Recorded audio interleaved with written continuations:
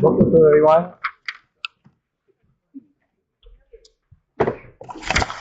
Danielle asked me to choose a topic for the shir today. I thought maybe it's worthwhile going through some not some crazy wild idea Pesach, but just something very elementary, basic to prepare ourselves to go through some of the Haggadah and the meaning of the Haggadah. There's ein bet midrash v'lo chidush. I'm sure that every time we read the Haggadah every year, we still can have some new insights and think about it in different ways. That's the reason why every year new Haggadahs come out for some reason. I don't know how they do it, but really it's quite unbelievable how many different Haggadahs there are with too many pirushim on them. But I think it's something very beautiful that there's always something to go to learn. You're gonna when it's No. You're coming out soon? Yeah, no. I'll be special. I won't have one. So non-Haggadah. In non-Haggadah. Okay, so I want to discuss the uniqueness of the mitzvah of Magid, the night of Pesach. As we know, the night of Pesach has the most mitzvot in one night that we have to perform. Besides, they're all done with our mouths, either eating or speaking. That's why it's a chag that Jews love so much, because we get to speak a lot and to eat a lot. And the mitzvot that we do perform are mitzvot deoraita, of eating matzah and saying the Haggadah. We have other mitzvot, the Rabbanan, like eating maror, like drinking the 4 cups of wine, but it's really a night full of mitzvot, and I would like to focus today on the mitzvah of Magid. Now, without looking into any source, if I were to ask you, what is the pasuk from which we learn that there's a mitzvah of Magid? What would you tell me? Fascinating. The Rambam doesn't bring that pasuk down. I mean, he does somewhere, but not in where you would think he might bring, which is in source number 2. If you look at source number 2, really, I would like you please to notice how I'm working on myself with putting numbers by the sources. It took me a long time, but I've improved myself with that, so I want people to notice. In source number 2, the Rambam teaches us mitzvat aseh shel Torah לספר בניסים ונפלאות שנעשו לאבותינו במצרים. The mitzvah is to tell the miracles, the wonderful miracles that occurred to our forefathers and mothers, of course, in Egypt. בליל 15 בניסן שנאמר זכור את היום אשר יצאתם ממצרים. And then he says Now he goes on and brings your pasuk too. Don't get, he says, Uminayin shebelech hamisha asar Talmud mar v'gat levincha bayom ahu. So he brings that pasuk to teach me that it's at night. But the main mitzvah, the source from which we learn the mitzvah l'saper benisim v'niflaot, is from the pasuk Zachor et hayom asher yitzatem mitzrayim. The verb is zachor, and not necessarily the Gadata levincha. Again, he brings the pasuk later on, but he does bring first the pasuk of zachor. Now, before we go into this, I would like to ask, why does the Rambam, after he says zachor et hayom, kemo shene'emar zachor et yom HaShabbat? Why do we need that? Why do we need the Rambam teaching us the same way it says Zachor Yom Shabbat, it says Zachor Yom Shabbat? What does that come to add that we wouldn't know without that additional pasuk that we compare Shabbos to Pesach? What does he add? Yes? Not optional. I mean, so why? You could say Kamoshin Emar, put on tefillin. I mean, there's no end to that. What do you mean? Women are chayiv in what? Tefillin. So you want a mitzvah that women are chayiv too? That's your problem. So we'll bring another pasuk. We'll bring a pasuk of Kimosh Ne'emar. You want a mitzvah that women are chayav? Shabbat. Everyone's chayav except Shabbat. Well, first of all, Rambam would say, and everyone is chayav. Nashim b'gvarim. I mean, why would he bring a random pasuk from Shabbos just to teach me that women are chayav? I mean, you can just say Nashim chayavot, which, by the way, we'll talk about in a second. Are women chayav in Magid? We'll talk about it in a second. But that doesn't seem a reason. You could say explicitly, and the other mitzvah that we're not chayav. Yeah. The difference between Zachor and Shamar. That what? Now we know that Zachor, as opposed to Shamar, is to say something, do something. Okay, but again, so I hear, but so what? It's teaching me that the same way you have to do. So you have to make kiddush. Mitzvah. Okay, so that's where you can suggest different perushim for this Rambam, but the Or Sameach points out. I think it's a very beautiful idea. The Or Sameach points out that the Rambam is trying to teach us that the mitzvah of Magid has to be done like Kiddush. The Torah says Zachor Yom HaShabbat. How do we keep this mitzvah called Zachor Yom HaShabbat? How do we fulfill this mitzvah? To do right the mitzvah, to remember the Shabbat. So we make Kiddush. We make Kiddush. Now Kiddush, as we know, does not have to be done midoraita on a cup of wine. In fact, if you're Friday night stuck without wine, what do you do? How do you make Kiddush? On Lechem Mishnah, on the bread, on challah. It's the Rabbanan to make in a cup of wine. Chachamim, a lot of times, added wine to mitzvot. Like Brit Milah, wedding, Pidyon Haben, Kiddush. Many mitzvot we have a cup of wine which adds significance, importance, maybe simcha. Wine symbolizes many good things. Perhaps it uplifts the event and gives it some kind of ceremony atmosphere. Yes? I don't understand, because on every Chag we do Kiddush, not just Pesach. So Mitzuyan. We do Kiddush. So I didn't talk about this, but on the night of Pesach we have 4 cups of wine. Why? No, that's not a reason. Well, so let's have 4. Let's tap our feet 4 times, because Arba Lashon Shel Geula. Let's do a jig, 4 jigs. I mean, what? Jews prefer to eat and drink than to dance.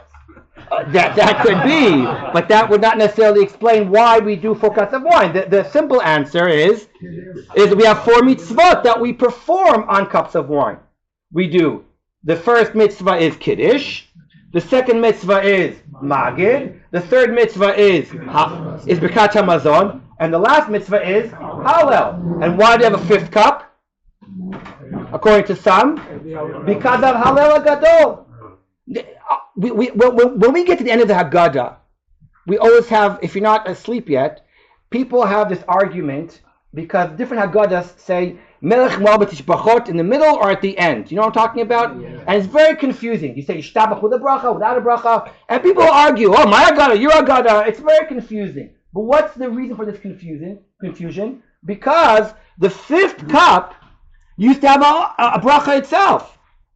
Halal Hagadol. We have Halal HaMitzri, Halal Hagadol.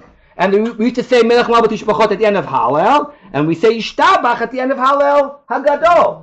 So there was another cup of wine for the 5th mitzvah of Hallel Hagadol. So we took it out, we put it in, there's different opinions. Should we say it, should we not say it? But the Gadol, there are 4 mitzvot that are performed the night of Pesach, and they're all performed on a cup of wine. So like you said, every Yom Tov we have Kiddush. You're right, night of Pesach we have Kiddush too. But what the Rambam is adding to us in these words perhaps is that the mitzvah of Magid, the night of Pesach is its own Kiddush. As if the night of Pesach we have 2 Kiddushes. We have the regular Yom Tov Kiddush that we do every Yom Tov like you said. And we have another Kiddush. That Kiddush is called Magid. The same way Zachor it's Yom HaShabbat is said on a cup of wine. Chachamim also said Magid is also said on a cup of wine. By the way, if you want a good nafkamina for this, they say that Reb Chaim Brisk thought that if you spill the wine in the middle of Magid, you have to go back to the beginning. Because Magid has to be said on a cup of wine. What about the Mahot? What about diminishing the wine? So I'm not. That's a. I don't know. It's an interesting minhag. That minhag. And some people fill up, I think, afterwards. No, I don't know. They fill up. I don't know. I don't know if that's really maybe considered to spill the wine. I'm talking about spilling the whole, the whole cup. But what we gain from this Rambam is that we understand that the mitzvah of Magid as if is a extra Kiddush the night of Pesach, parallel to the Kiddush as if of every Yom Tov, every Shabbos. The night of Pesach we have 2 Kiddushes, and this is the mitzvah of Magid. Now, as I said, please notice that the verb is zachor. Remember. Which of course begs the famous question, which in my house as a kid growing up, this is how my Abba, alav shalom, used to open the Seder every year. Every year the same thing. And every year we had different guests, and he would play as if he thought of this question for the first time tonight, and he would ask all the people around the room to give an answer to his question. I, of course, always went first because I knew the question. But I knew the answer and the question. But every year my father used to ask, this question goes back, we have it printed in the Minchas Chinuch, as well as Reb Chaim Brisk. It's a very well-known question, which again begins, I think, from this Rambam. Every day of the year we have a mitzvah of Zachor et Asher Yatzatem Mitzrayim. And this question even becomes stronger when we notice that the verb that the Rambam used is also Zachor. In fact, the mitzvah of Zichirat Yitziat Mitzrayim is not only every day once, but even twice. And the source for that is the mission that we quote in the Haggadah. We all know it by heart. Amar Reb Elazar ben Azariah, Harei ani keven 70 shana velo zachiti shetiamer yitzat mitzrayim ba'orot. He said, growing up, people only said it once a day. Ad shedrasha ben Zoma, until Ben Zoma came along and said what? The following drasha. By the way, there's a great vart that it was Reb Elazar ben Azariah's vart, but no one listened to him because he was a kid. Until Ben Zoma came along. Who's Ben Zoma? Ben Zoma is the Tana of the Mishnah in Avot who says, Eizu chacham halomed mikol adam. Once Ben Zoma said that, then everyone listened to Rabbi Elazar ben Azariah, even though he was 18 years old. And what did he say? Shene'emar leman tizkor et yom tzetcha me'eretz Mitzrayim. Kol, the word kol, yemei chayecha. Yemei chayecha hayamim, kol yemei chayecha halelot, to teach me that you have to do it twice a day, in the morning and the evening. How do we fulfill this mitzvah nowadays? In the Shema. By saying the Shema in the morning and the evening, we remember Yitziat Mitzrayim. And therefore, many of the Achronim asked this famous question. I would say it's not such a difficult question, but it's a question that allows us to really understand the mitzvah of Magid. What is so unique and so special the night of Pesach, if in fact every night of the year we have to remember Yitziat Mitzrayim? This question connects to another question which I would like to discuss today, which is, why is there no bracha on the mitzvah of Magid? Why is there no bracha on the mitzvah of Magid? It's such an important mitzvah d'oraita. Why is there no bracha? Now, this question, by the way, is part of a larger question. Bichlal, which mitzvot get brachot and which do not? That's a whole discussion in halacha.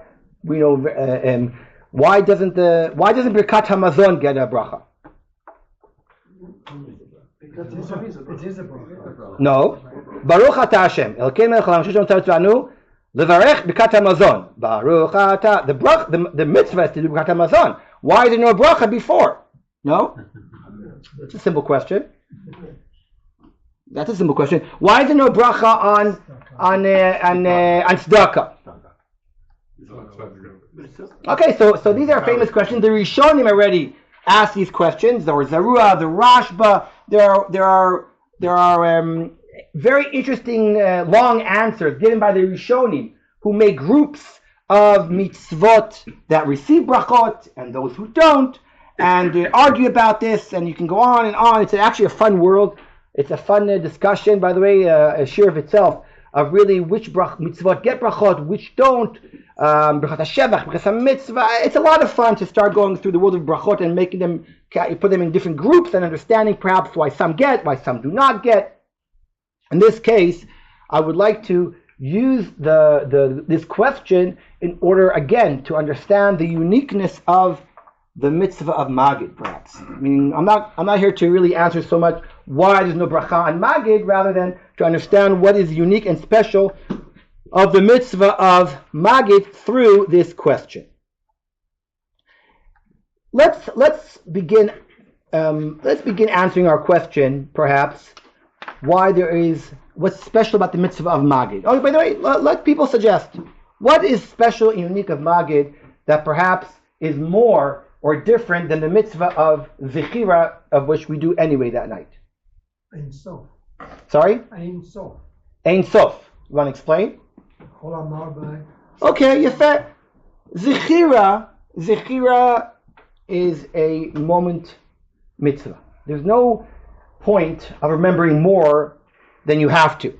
Once you remembered, it's at Mitzrayim, it takes 2 seconds to remember, I performed the mitzvah.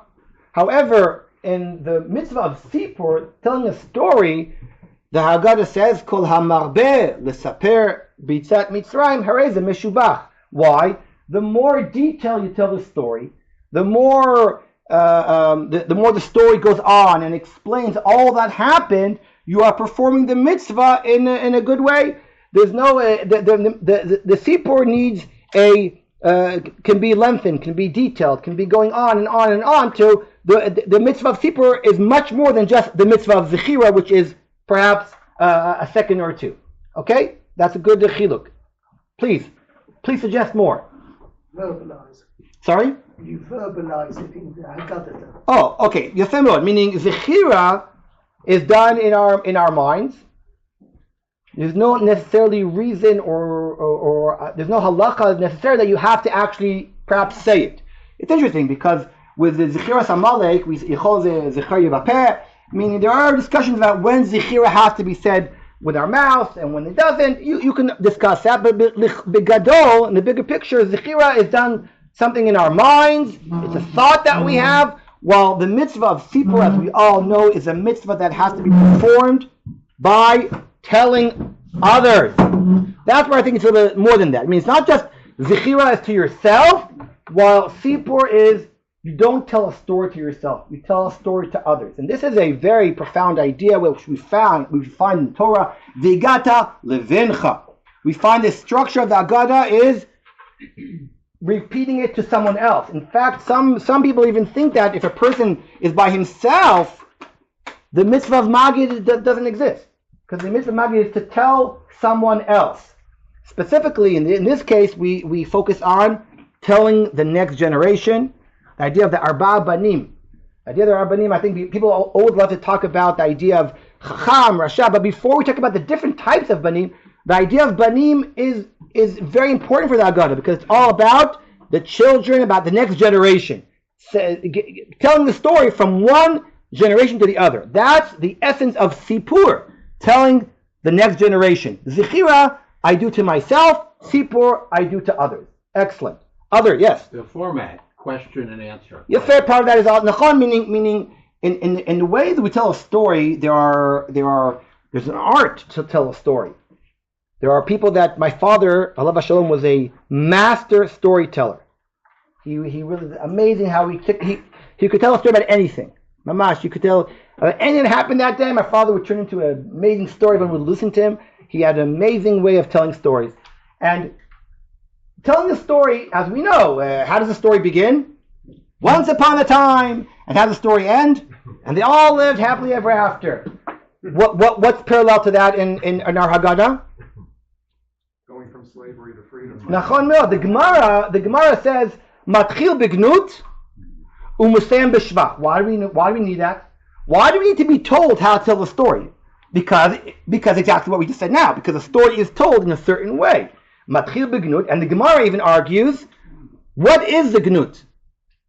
Rav and Shmuel is either it's physical or it's spiritual. So if it's physical, we start from mitchila. Avadim in the Tabory Mitzrayim. Sorry, and the shevach for that is Vayetzeinu Hashem Mitzrayim. But if it's If it's spiritual, then we begin from Mitchila Uvdei Avodah Zarah Avotenu. And how do we end that? Ve'achshav kirvanu hamakom. This is good chazara for the Agada, right? That's what I'm doing here. I don't think I'm teaching anything new. Just good chazara to go through the Agada again. And we end. And now, which one do we pass like Rav Shmuel? We do both. We mentioned both. But the idea of structure, the idea of having a structure, is not just it's part of the mitzvah of Magid, because there's an art, there's a way to tell a story. And as someone just mentioned, question and answer is a method of how we tell a story, right? When you write a book, when you write a Sefer Kuzari is a book about question and answer. Meaning it's a methodology of how to give over a message, give over an idea. The Haggadah is not all, but based a lot on question and answer, manishtana, etc. That is because the mitzvah of Magid requires us to tell the story in a certain way. Mitzvah. What else? What other differences do we have between Zachar and Tzipor? Yes. I think you have to tell it like as if you came out of Egypt. Mitzvah, meaning the mitzvah of Magid is much more than just telling a story. It requires us to actually experience that we are leaving Egypt. We all know the famous Rambam, and you can see it, please, in source number 12. The Rambam says, "Uvechol do vado chayav adam." The Rambam has a different nusach, not lirot et atzmo, but leharot et atzmo. Not only must you see yourself, but you must behave. You must be shown. You must be presenting yourself as someone who is leaving Egypt. This idea is, again, a profound idea to do with the mitzvah of Magid. This is not just about telling a story, but living the story. Actually going through the process of feeling that we were slaves in Egypt and we are tonight freeing ourselves. And how do we do that, by the way? Or let's try to see how that actually is performed or done in the Haggadah, and we take this idea seriously. So, for example, I'll give you some ideas I think come up in the Haggadah that try to highlight or emphasize this idea. When we start, Besubim is a good one. When we lie on our sides and we eat the matzah and drink the wine, we do bahaseba. Okay. We try to feel like we're free. The minhag of pouring, even the small minhag of pouring people's wines to each other, and not getting up to wash your hands. But again, it's always funny. Someone does have to get up for you. But anyway, Pour for each other. Yeah, pour for each other. These are minhagim. Fine. I'll give you a few more examples. How do we start the Haggadah? We start the Haggadah by saying, "Kol dichfin yiteh ve'echol." We announce anyone who's hungry, come and eat, which is really ridiculous because we're all sitting at the table already, and now is not the time to invite your guests. It's not everyone. It's only the Jews. It's only the Jews. Beseder, yachinami, but still, like now is the time to invite people to our seder. Surely you should have done that months before. And one of the answers that people give, I think, is a very beautiful answer, which really goes to what we just said now, which is, it's not really, we invite our guests way before, but it's our declaration of what it means to be free. We would like to not just talk about freedom the night of Pesach, but we want to celebrate our freedom. And one of the ways a person celebrates his freedom is sharing our food with others. A slave, we realize at that point, a slave can't even give someone else his food because it's not his. A slave doesn't own anything. The idea that we start the Pesach night by understanding what does it mean to be slaves, what does it mean to be free, we are able to get up and share our food and invite people to our Seder table. It's more of a declaration of our freedom rather than a real invitation. And I think this goes on throughout the night of Pesach. I'll give you another example. We say at night of Pesach, there's a special Hallel that we say. It's such a special Hallel, and this Hallel that we say at the night of Pesach doesn't fit with any other Hallel that we do during the year. For example, in what ways is it different? At night. It's at night. We It's at night. It's the only hallel we say at night. We sit. We sit. It's split. Okay, we sit and we don't stand. Nachon. It's split. Very good. It's split. It's not said in one go. We eat in the middle. And there's no bracha. And there's no bracha. This hallel is very strange and very unique, different than any other hallel. So much has been written about this. Much has been discussed. What is special about hallel the night of Pesach? It's hallel midin hallel anes. The Gaonim talk about midin kriya. It's a din kriyat hallel. It's not regular hallel. But one way of looking at it is that hallel doesn't receive a bracha because it is such a special hallel. It's very interesting. Because it's so special, there's no room for a person to say, Baruch atah Hashem Elokeinu melech haolam asher kiddishanu mitzvotav. When does a person have to say a bracha on a mitzvah? When they are commanded to perform a mitzvah. But the night of Pesach, we are now leaving Egypt. So it's a natural expression of thanks to Kadosh Baruch Hu for us to say Hallel. Lefichach anu. We are just naturally, with an instinct, as if we would stop and say as if Asher Kiddishan Vitzivanu. It's a funny thing because it's as if saying that the greater level of performing a mitzvah as if is not mentioning that Kadosh Baruch Hu commanded us, perhaps. Now, B'Gadol, that's a discussion which I don't want to go into right now. But there is something about that, about the natural instinct. I don't think Bnei Yisrael stood at Yam Suf, and when they about to say Az Yashir, they said, "Oh, wait a second, Baruch Atah," right? It was a natural thing of saying Hallel, of dancing and singing, and that's perhaps again the idea of the Magid of the night of Pesach is not just about telling a mitzvah. But rather living it and in a natural way, in an instinct way, because we're living it, we're feeling it, and that's really what's required from us. Yes? If I'm correct, it's the only Hallel that said commemorating an event that did not occur in Israel. That is true. The Gemara says that. It's the Gemara. Yeah. The Gemara says that we don't say Hallel for events for miracles. Miracles. So don't forget, there are two different types of Hallel. There's Hallel on the miracle and Hallel on Yom Tov. Hallel on miracles, we only say Hallel for, according to Gemara, it's one opinion in the Gemara, that's why we don't say Hallel on Purim. But it's a machloket. But yeah. So in Eretz Israel, we do a Hallel at the end of Marav. In Hul, we never did that. Okay, so first of all, you should know that it's also in Chutz La'aretz. Many good Jews said Hallel in Chutz La'aretz. Right? Many good Jews, and even not only Sfardim, but also Briskers and a lot of other people. The Gra people had the minhag of saying Hallel in Shul in Chutz La'aretz, and many people have the most shuls. People leave and people stay. Mm-hmm. That's the minhag. It's like tefillin and chol hamoed in Chutz La'aretz. Tefillin and chol hamoed. Who put on tefillin here in chol hamoed in Chutz La'aretz? For a while I did. For a while you did. What? Really? And you didn't see people put on tefillin and chol hamoed in shul? People did. It's all split. Only here they don't do it. Here they the Grav's minhag was so strong. Because Sfardim don't put on tefillin chol hamoed. The Ramah says you do. So, but in Eretz Yisrael, the Talmidei HaGra, when they came here in the 19th century, they brought with them the minhag of the Gra not to put on tefillin, and by the way, also the Briskers also thought you should put on tefillin, and that was the minhag of Makom of Eretz Yisrael, which is, by the way, interesting because we do have some minhagei Makom in Eretz Yisrael. We have a few, right? No tefillin chol hamoed, no Baruch Hashem Lamamin V'Amen and Mariv.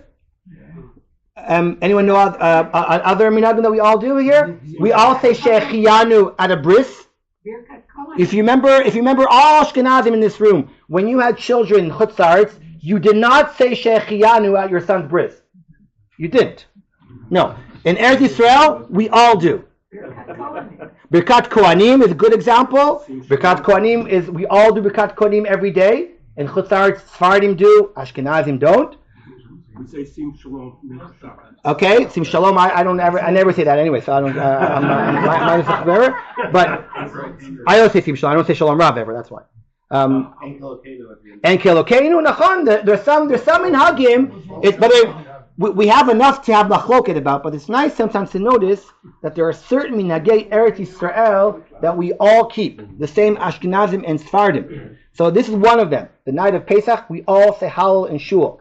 It's a beautiful thing, I think, that we all do. It says here, the whole door of a door, chayav adam. So remember, all that comes can't be changed in basic ways. When people try to change it, the ways of the Orthodox, it was a failure. In other words, door to door from exactly what's going on is basic to maintain the possibility of going on door per door. Otherwise, I don't have to do this because it was modern. Okay. Yeah. Before you were talking about not making the bracha because you said it's a natural thing. I would almost describe it with another word, calling it a spontaneous. Spontaneous. That's the word I was. Thank you. That's what I meant. Thank you very much for adding that word. Nachon. It's a spontaneous. That's what I meant when I said shirat hayam. It was spontaneous. Thank you for that word. Spontaneous. It wasn't nachon. I just want to add something, half joking, that those who don't say Hallel Yom Ha'atzmaut can say, because we're spontaneous. We feel the need to say, that's why Chareim don't say Hallel with a bracha on Yom Ha'atzmaut, because they feel, it's such spontaneous in their Hallel that they don't need to make a bracha on it. But Rav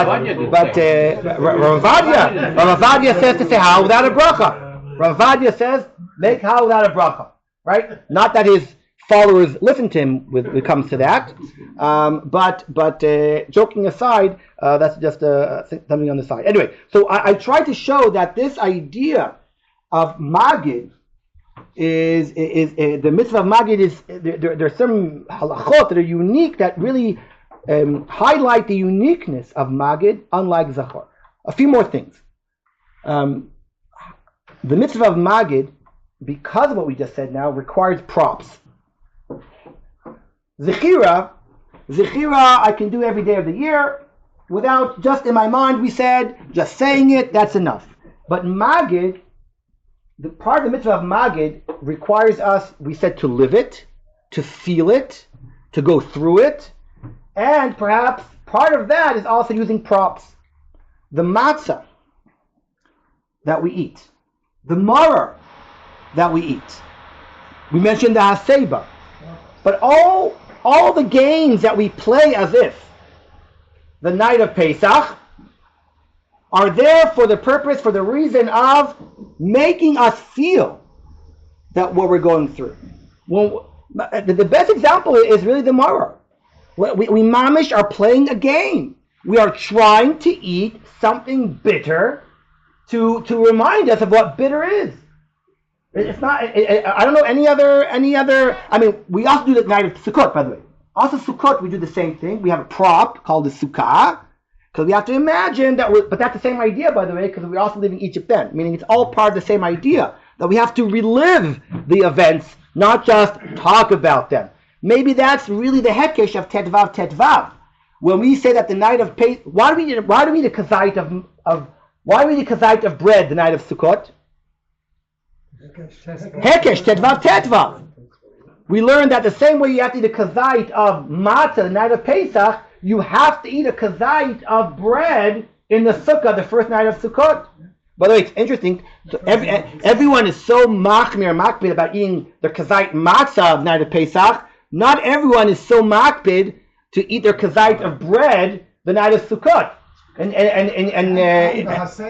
Haseba would be even better, right? But it's really a halacha that you have to eat it. Maybe the Hekesh Tedvav is really telling us about experiencing Yitziat Mitzrayim. It's not just about remembering it, but really living it. Sitting in a sukkah on the night of Sukkot and eating the matzah. We are mamish playing a game. We are saying, this is the bread. Look, children, this is the same burned piece of matzah that our parents ate when they were eating. We're mamish using props and playing games. Perhaps, by the way, that's pshat.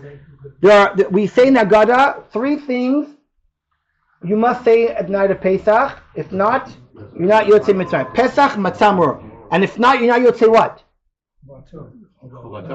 You say the Chovato. Chovato shall what? Machloket. Right? Not so clear what you're not Yotzei. Perhaps you're not Yotzei Sipur Yitzat Mitzrayim. The mitzvah of Magid doesn't stand by itself. It's connected perhaps to Pesach Matzah Maror. So if a person did not say Pesach Matzah Maror, perhaps, I mean, there's different pshat about this, you can argue about this, but it could very well be that he's not Yotzei the mitzvah of of Magid, because the mitzvah of Magid requires us to live through the matzah, the maror, to relive these events, because we require props, as if, to feel the Magid, to feel that what we went through. And it could be, therefore, and this is what I'm getting to, could very well be that this is where all the mitzvot of the night are connected. You can't separate as if the mitzvah of Magid to the mitzvah of eating matzah. Now, why is that an interesting point? Because I want to ask a question to all the women in this room. Women know that the night of Pesach, they're chayav to eat matzah. Why? What's the source? It's a time-bound mitzvah. Why are women chayav to eat matzah? It's a time-bound mitzvah. They should be potter from it. What's the answer? What? Thank you. Thank you. That gentleman in the corner. The Gemara says that the Gemara says that because women can't eat chametz, kol sheyeshno be'lo tochal chametz, yeshno bekum echol matzah. The Gemara is a hekesh. The Gemara says the same way women are chayav to eat chametz. It's a lo ta'aseh. It's a lo ta'aseh. Women are chayav in all lo ta'aseh except 3 in the Torah. There are 3 lo ta'aseh that women are potter from the Torah, but they're chayav in 245 out of 248. Correct? What? Right. It's a Mishnah. Kiddushin, right? Well, what are the 3 that women are potter from? No, that's lo ta'aseh. What are the 3 lo ta'aseh women are potter from? Women. A bat kohen can go to become tamei. A woman can shave her payas off. No payas. And a facial hair, a woman can take off with a razor if she needs to. Okay, those are 3 lavim that women are potter from. All others are, but when it comes to mitzvot aseh, women are potter from time-bound mitzvot. Why they chayav eating matzah? The Gemara says a special hekesh. They can't eat chametz, therefore they have to eat matzah. There's a chova to eat matzah. Okay, great. Is the woman chayav of Magid? Is a woman chayav to do Magid? Yes. And by the way, this is not this is besides the question for women. They should know that they're chayav or not to say to the mitzvah, which is a very important question. An askamina, which is very practical, is for a woman to read out the Haggadah, to be motzi her husband or someone in the family. Many people, I'm sure, have a minhag that people read out the Haggadah. Correct? Mm-hmm. Now, I'm not saying you have to read out every word of the Haggadah. There's no kedusha. That's exactly what we just said. Now, you have to say 3 things at least. If we're ever in the army for Pesach, so you have to know this halacha. What's the minimum to say in the Haggadah? So you yotzei. Rav Rimon has a very cute little Haggadah for army. Just to say a few words to do it really quick. But let's go back. Watch what I just said now. Can a woman be motzi a man in the Haggadah? So what are women pater chayav in Sipur? So I'll tell you something fascinating. The halacha is women are chayav in Magid. In fact, Shulchan Aruch says women are chayav in all mitzvot of the night. Now, matzah we just said. 4 cups of wine. The Gemara says, what's the source that women are chayav in 4 cups of wine? Afeinu b'toanes. Women were included in the miracle of Pesach, so it can make them chayiv in arba kosot. Why can't I make them chayiv in Magid also? Because of Afeinu b'toanes? Yafeh, because according to many Rishonim, Afein only applies to mitzvot derabanan, not deoraita. The Machoket Rishonim. Not everyone agrees that a woman can be chayiv in Magid because of Afeinu b'toanes. Which leaves me with a question, so what is the source? The Minchas Chinuch asked this question, and he doesn't really have an answer. Rav Avadia has a long tshuva about this, and he has no answer really. And at the end of the day, he says, listen, Shulchan Aruch says women are chayiv. I'm not arguing with Shulchan Aruch. But what is the reason? It's a time-bound mitzvah. Women are pater. What's the source that women are chayiv in Magid? Perhaps, according to what we just said now, we can explain. Magid is a mitzvah that's connected to matzah, to everything. Meaning, Magid is a mitzvah. When Torah says you have to eat matzah and Magid are connected because you can't separate them. We don't just eat matzah by itself. We eat matzah because we're living the story. We're telling the story. It's all connected, perhaps. You can disagree with me, but what I'm saying is that, by the way, in source number 1, you can read afterwards, I brought Rav Avadia, who really discusses, this is a small quote of Rav Avadia in a long tshuva, in which he really goes in this question, and perhaps he suggests a similar idea to what I'm saying right now, that all the mitzvot of the night of Pesach are connected. They don't stand by themselves. The mitzvah of Magid, of Maror, of Matzah, of Arba Kosot, they're all one big mitzvah with as if different sections in them, how we must celebrate our freedom, how we must talk about our freedom, live our freedom, feel our freedom. They're all as if one mitzvah. Perhaps that's how we can connect all these to one.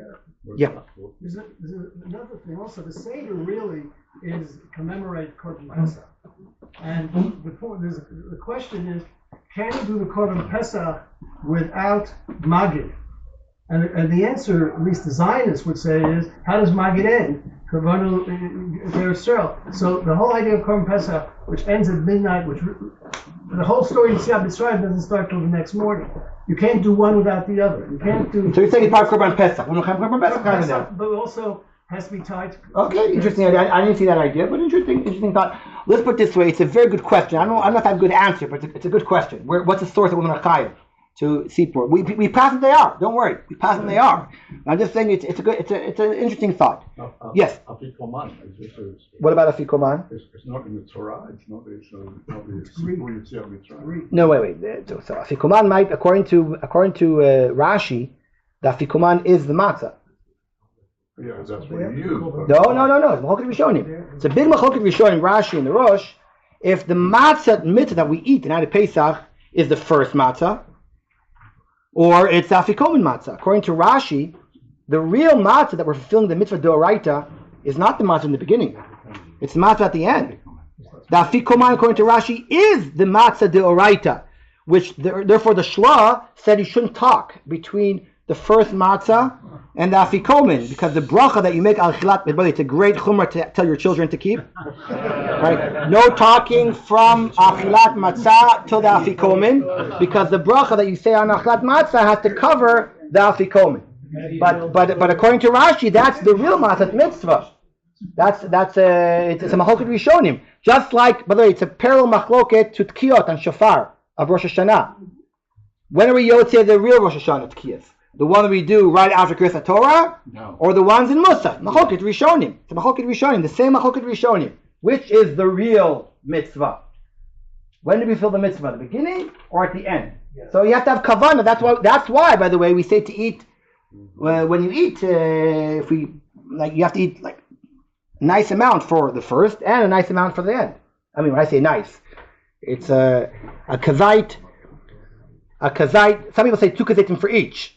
But which, by the way, for those who, I'll just say something about this. It's not my topic, but I want to say something that may help people, because I feel that many people are very nervous about eating the right amount of matzah, and they end up eating not enough sometimes because of that. And I'll explain because especially if you eat machine matzahs, it's the easiest thing is to eat machine matzahs in Erev Pesach. I'm sorry if I'm bursting anyone's bubble here right now, but the easiest thing is to eat machine, for your digestion, but also because you know exactly how much to eat. You can measure it. It's very simple. For the first, there's a machloket, if a kazait of matzah today is, there are 3 opinions. 3/4 of a matzah, a half a matzah, or a third of a matzah. 3 shitot of how much a kazait is. So you're supposed to eat for the first matzah 1 kazait. The Rosh says another kazait. Why? We don't understand why. But the minhag is to eat 2. But the second one you don't have to be crazy machmir about because it's not so clear why. So if you're a normal person and you don't want to feel sick, what I'm saying to you do is just advice. is eat 3/4 of a matzah for the first kazait. Why?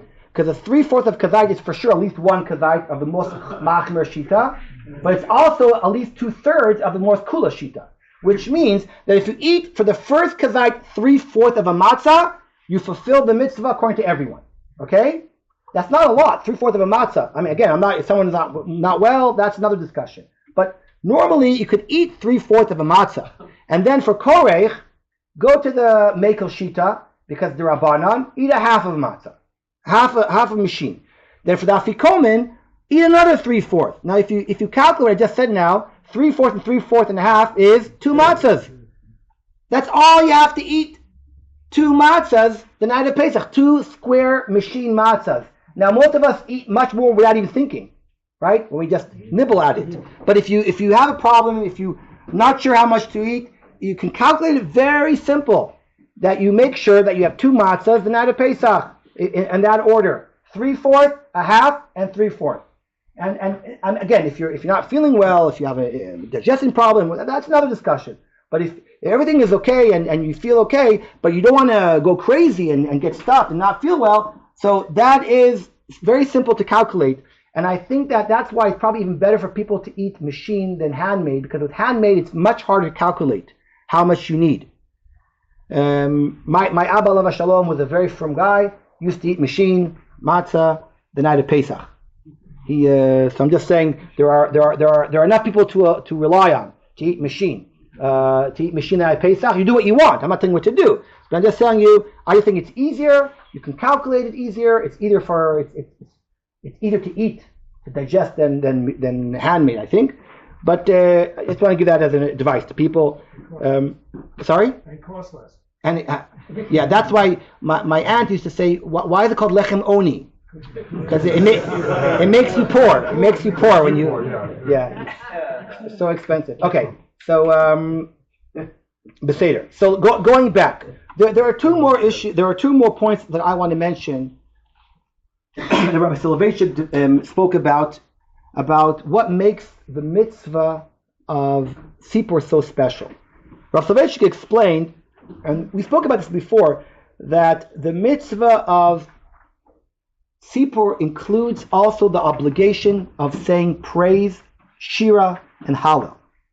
Rabbi Soloveitchik understood that saying hallel the night of Pesach doesn't stand by itself, but is rather a category, as if subcategory in the mitzvah of Magid. When we say Nagada, lefichach, anu chayavim lehodot, lefichach, what's that word lefichach? Therefore, because in source number 12, anachu chayavim lehodot, lahalel, leshabeach, the lefichach is after we told the story and how we feel that we are free people, then our obligation is to say shira. So Rav Soloveitchik really thought that the shira, the hallel, is essentially part of the mitzvah of Magid.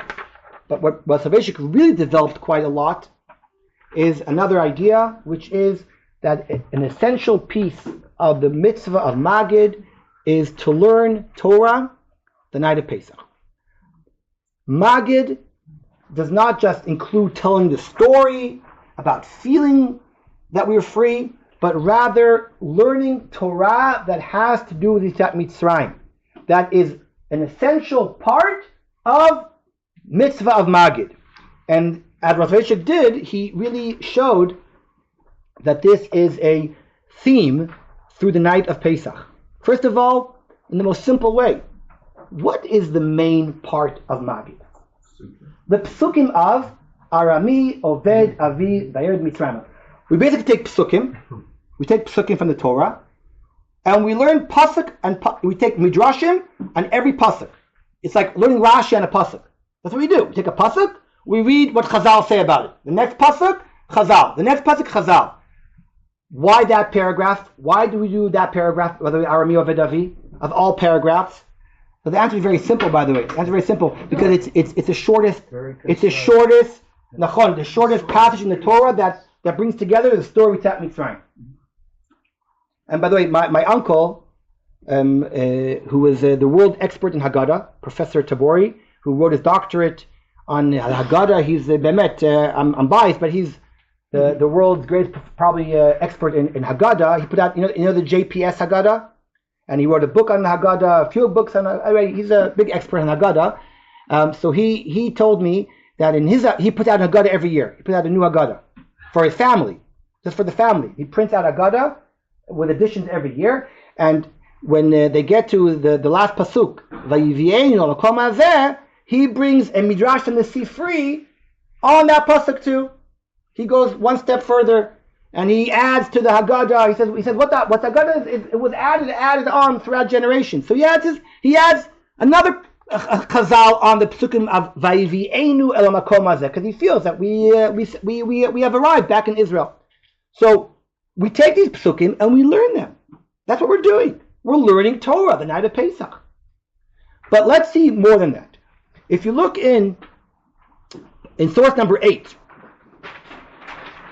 Baruch HaMakom Baruch Hu, Baruch Shenatan Torah le'amo Yisrael. What's that doing in the Haggadah? Birkas HaTorah. Birkas HaTorah. Nachon. Rabbi Soloveitchik pointed out that this is this is a phrase that takes us back to making the blessing of the Torah, because we are about to learn Torah, because that is part of the mitzvah of Magid. Source number 9. Everyone knows that when it comes to the Chacham, we always get confused between what is the difference between the Chacham and the Rasha, for example. Not so clear what the difference between them. This is not my topic right now. But the Chacham, Ma'u Omer, source number 9, Ma ha'edot ve'achukim ve'amishpatim asher tziva Hashem Elokeinu etchem. What's he asking? He's asking, explain to me these laws. What are these laws?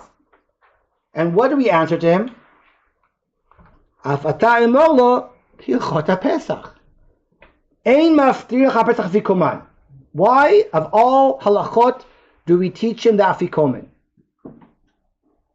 So much has been written. Why dafka the afikomen? There's so many pirushim. I'm sure we go around the room, everyone will have a different pirush. But the Gra has a nusach. Changes the nusach of the Haggadah. What does the Gra say? Af ata emor lo kichot haPesach. He adds the word ad. You see in brackets? Ad. Ad ein maftirin. In other words, the last Mishnah of Masechet Pesachim is ein maftirin achar Pesach afikomen. The Gra says, teach him halacha till the end of Masechet Pesachim. Just teach him, sit down and learn Masechet Pesachim. Right? Emola kilchot Pesach. Learn Pesach. That is what we do the night of Haggadah.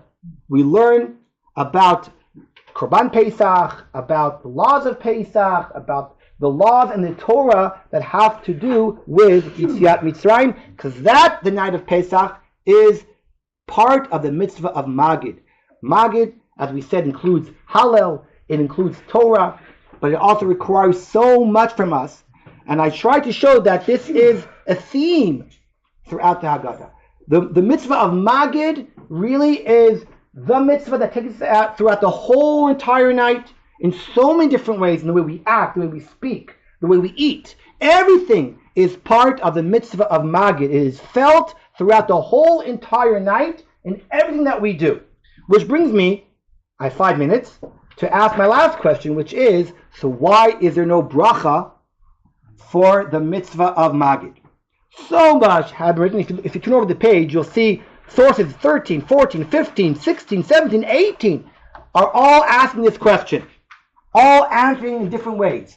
I would like to use the questions here to prove what we said before. First of all, if you look in the Meiri in source number 16, the last 4 words of the Meiri in source number 16, he says, Elashiyesh cholkim umevarchim. Says in Meiri, there are actually people who make a bracha for Magid. There was a bracha for Magid. If you look in source number 18, there's an interesting book called Brachot Shenishtaku, brachot that were made that we don't make anymore. There was a bracha on Magid. You can see it in source number 18. People used to make a bracha.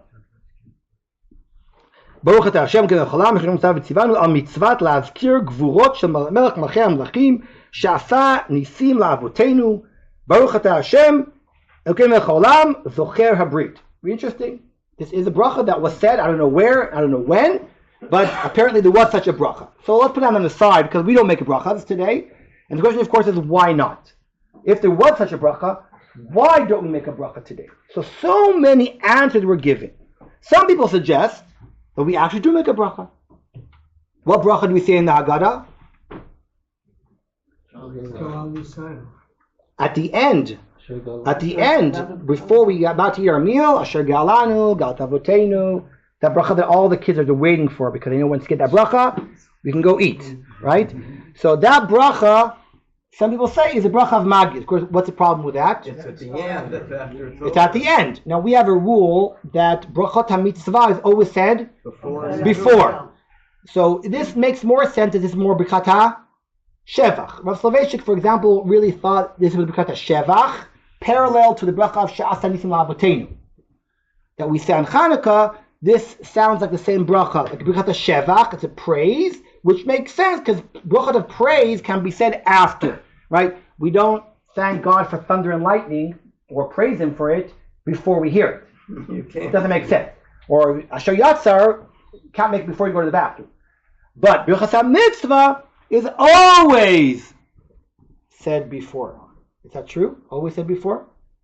The Gemara in Pesachim Daf Zayin tells us that there are two brachot that we say of a mitzvah that we say after. No, because it's not brachas mitzvah, it's a bracha of itself. It's a mitzvah of itself. What? Oh, so it's actually it's only one. You mentioned one, meaning what you said in the Machloket Rishonim. I'll explain. The Gemara mentions shofar. It says the Gemara says you make the bracha on shofar after. We don't go by that. We say it before. But why the Gemara suggests that we say it after? I guess whoever blew shofar in the Bet Midrash that day didn't blow so well. So they weren't sure if a noise would come out. So they said it's bracha levatala. You can't make it right. If the guy goes nothing comes out, it's bracha levatala. So they made it after. So let's hope that. Okay, so we don't do that. But the other case, the Gemara says tvila, dipping in a mikvah, and as someone suggested, it's a Machloket Rishonim there. If we're talking about ger or a woman, when a woman goes to mikvah, she makes a bracha. It's a big machloket when a woman makes a bracha. Ashkenazim and Sfardim have machloket. Ramah and Shulchan Aruch, you make it before or after. Before you make two tefillas. I'm not going to the whole thing right now. The women know what I'm talking about. But some Rishonim think it's about a ger. A ger, when he goes to mikvah, when does he make the bracha on tefillah? You can't make it before, you have to make it after. Some people suggest that's why this is brachas ha-mitzvah that we say after. Why? Because if what we said before is true, chayav adam la'aretz asmo. So in the beginning of Pesach, what are we? We're slaves. So can we say a brachas ha-mitzvah? Oh, so we have to go through. It's a vort. I know it's a vort, but I like it. It's a vort. It's a deep vort, I think, that says that only after when we feel free, then we can as if say the brachas ha-mitzvah after, like a ger who goes through the process. So you can take that as you want. I know it's a vort, but I always loved it as a kid, this vort, very much, because I think it really emphasizes that we're not just playing a game. We really want to go through something. I have other answers. I have to finish. I have to end.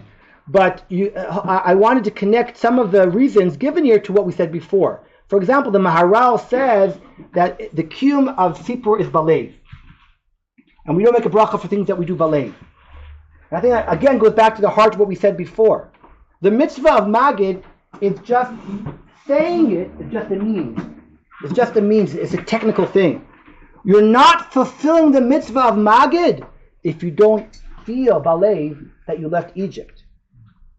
So that's really all the props, all what we say are means for us to feel that we are actually leaving Egypt. So I tried to talk today about the unique mitzvah of Magid, comparing it to the mitzvah of Zechira, which we do every night, and as well by asking why there's no bracha, that also can perhaps explain the uniqueness of the mitzvah of Magid. Chag kasher v'sameach lekulam. This doesn't really explain the Rambam. You still use You still use what? As the Oh, it does. I'll tell you why. Because it means that really the mitzvah of Magid is and Zachar are from the same family. That's my whole point. That it starts from Zechira, but it's much more than Zechira. That's what the Rambam meant. Rambam said there is a connection between Zechira and Magid and Sipur. It's just that Sipur has much more than Zechira. Zechira is just, let's put it this way. Zechira is like a detail in the mitzvah of Magid. The real mitzvah we do once a year at Pesach. In that is included the mitzvah of Zechira, which we do every day. But that's part of the mitzvah. that's why you That's all. the ring thing got Right. Especially you mentioned the whole thing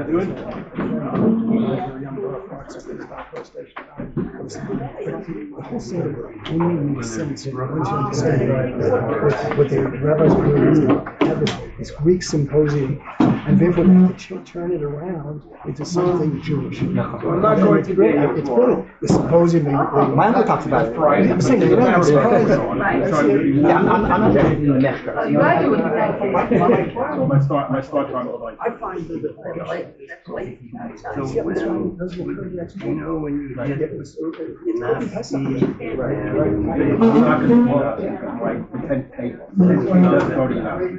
$10K after it comes out of the old city, it goes up to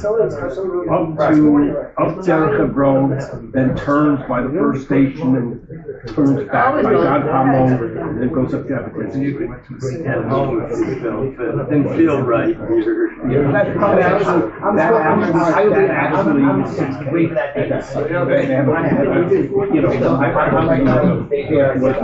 Last year, I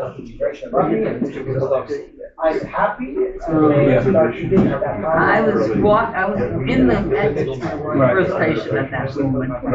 And one of the guys who sees me every day is running over the street, went up me. He said, "Okay, told." I was saying, "Okay, it works." What happens is after the way it came, the difference between that, when you have to fold the half, once it's on Japanese, it starts coming back down chemical fire and goes along the tracks, then goes to Yanasi, comes back. And this thing, it's a boring ride. The extra 10K between the 10K and the half is just adding. There's really nothing. That's just exciting you can't be doing. Going through the streets if you want to make a better walk. But I don't do that. I do 10K is enough. I've tried jogging the farthest route. So I don't do the book jogging. I can walk very quickly though. As long as it takes me 10. Remember, it's 10K plus. 10K plus walking to the starting point. I'm walking back because there's no buses anymore. Right. What I do is I did 5Ks. My husband would drop me off at the 5K. But I had to walk home. And I had another 5K walking home, so I did a 10K anyway. They didn't have 5. I'm not sure when the 5K is. If the 5K ends late enough to get when the buses start running again. Depends.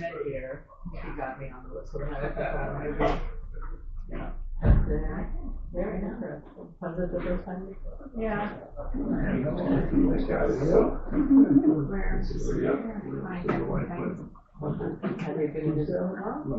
We're still back and forth, so he comes for a few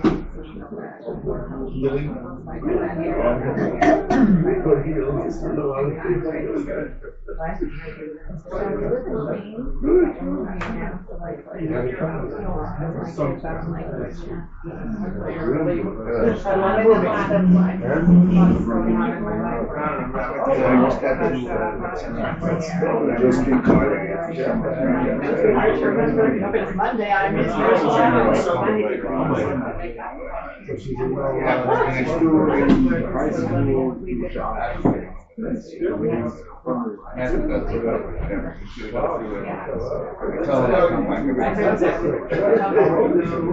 a second marriage, houses.